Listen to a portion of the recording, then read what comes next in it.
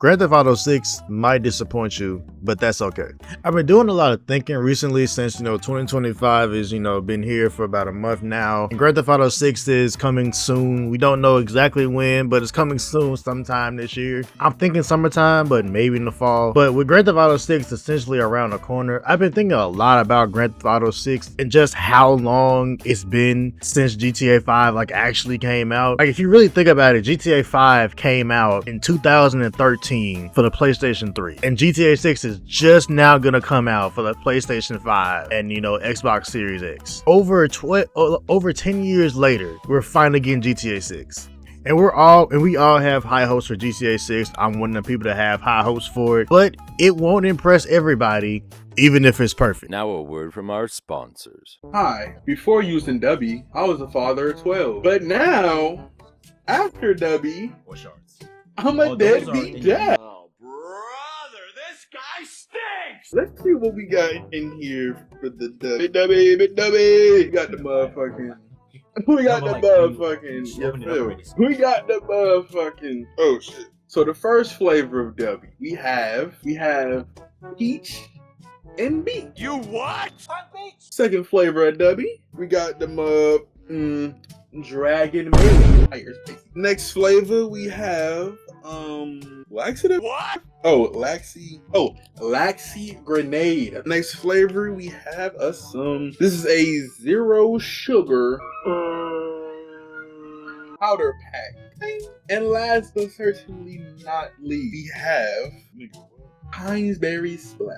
I'm Wasabi, and this has been your Dubby advertisement. And with it being over 10 years since GTA 5 has come out, and Grand Theft Auto 6 right around the corner, Grand Theft Auto 6 has a lot to prove. Grand Theft Auto 6 essentially has to be perfect in order for it to be considered a good game. Grand Theft Auto 6 has fallen into the category of we've waited so long for it that there can't be any disappointments. Everything about the game itself has to be perfect. The gameplay, the story, the gameplay mechanics, the world, the environment, the open world, everything about Grand Theft Auto 6 has to be perfect in order for people to say that it's a good game. Because if it's not perfect, then it's the worst game ever. And let me kind of explain what I mean. Since Grand Theft Auto 6 has taken over 10 years to come out, and not, the same kind of, 2, 3, maybe even 5-year span that most games take, especially for a trilogy or something like this, Grand Theft Auto 6 has basically hyped up people's expectations so much that everything about Grand Theft Auto 6 either has to be perfect or it's the shittiest game ever because we've waited 10 plus years for it to come out. And trust me, I'm an expert about this. I'm a Kingdom Hearts fan. I waited 13 fucking years for Kingdom Hearts 3 to come out, and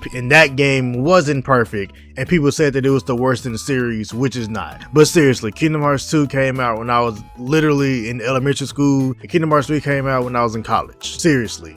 Stop doing that. Now, I'm not one for, rushing developers to, quickly finish a game and shit like that. But I also understand how having a game take 10, 12 years to make and raise people's expectations enough to where nothing will impress people except perfection, which is never a good thing to rely on. Because not every game, especially a game like Grand Theft Auto, is going to be perfect. Because Grand Theft Auto 6, while having the pressure to be perfect, also has to fit in with the times that we're in now. Because Grand Theft Auto 6, because the Grand Theft Auto series, especially after 5, is essentially, parroting, real life situations and what's going on with the culture in, current times. And times have changed a lot since 2013. A lot. Certain humor and certain jokes that they use in GTA 5 is not really gonna work in Grand Theft Auto 6. And but it also being Grand Theft Auto, that's kind of the point of them, is to go over the top and to be, satire-ish, similar to, the Boondocks type of thing, right? That's kind of the point of the Grand Theft Auto series at this point. But if the humor is lackluster, then that will basically kill the game, because Grand Theft Auto relies on its humor, or at least from the trailers that we've seen, is going to still kind of rely on that satire kind of humor that it got from GTA 5, which made GTA 5 so successful. And living in the times that we're in, the jokes have to be done in a tasteful way and not just, dark. And not just dark humor for the sake of being dark. It has to be funny and still entertaining enough to entertain the mass majority of people who buy the game. And with Grand Theft Auto 6 essentially being the only game that people are looking forward to this year, it has to land perfect. Because if Grand Theft Auto 6 doesn't land perfectly, then it'll be known as one of the biggest flops in gaming history, essentially. The game comes out, the servers have to work well. If the game comes out with online immediately, the online servers can't crash because the online servers crash, and that means that the release is gonna be a flop, and everybody's gonna be like, oh, this game is broken, it doesn't even work, blah, blah, blah. Everything about Grand Theft Auto 6 has to be perfect. There is no room for error. None. And that's the main thing that worries me about Grand Theft Auto 6 is how perfect it has to be. Because similar to Kingdom Hearts 3, Kingdom Hearts 3 is a great game. It's a great entry into the Kingdom Hearts franchise. It's just that it took so long for us to get Kingdom Hearts 3 that our expectations were so high that nothing except absolute perfection was going to satisfy us. And people kind of unnecessarily shitted on Kingdom Hearts for no reason, really, honestly. Now, it wasn't a perfect game by any means of the word, but it was still a great game. But people kind of unnecessarily said that, oh, it was bad, because the only really bad thing about Kingdom Hearts 3 was the ending. The ending was kind of, lackluster and anticlimactic, but everything else about the game was basically great. And I don't want that. And these conversations only happened like 3-4 years after Kingdom Hearts 3 has been released. Like, KH3 released in 2019. People didn't really start coming around on KH3, at least from what I saw, on YouTube and stuff like that, like until like 2023, 2022, like 2-3 years after the game released. And with a game as popular as Grand Theft Auto, I feel like if that happens, I feel like it'll ruin the game forever. And I don't really feel like it'll be able to recover from that. Because if it took us, 12 something years to get GTA 6, and if GTA 6 isn't, perceived as like, the best game of all time, damn near, we might not get a GTA 7.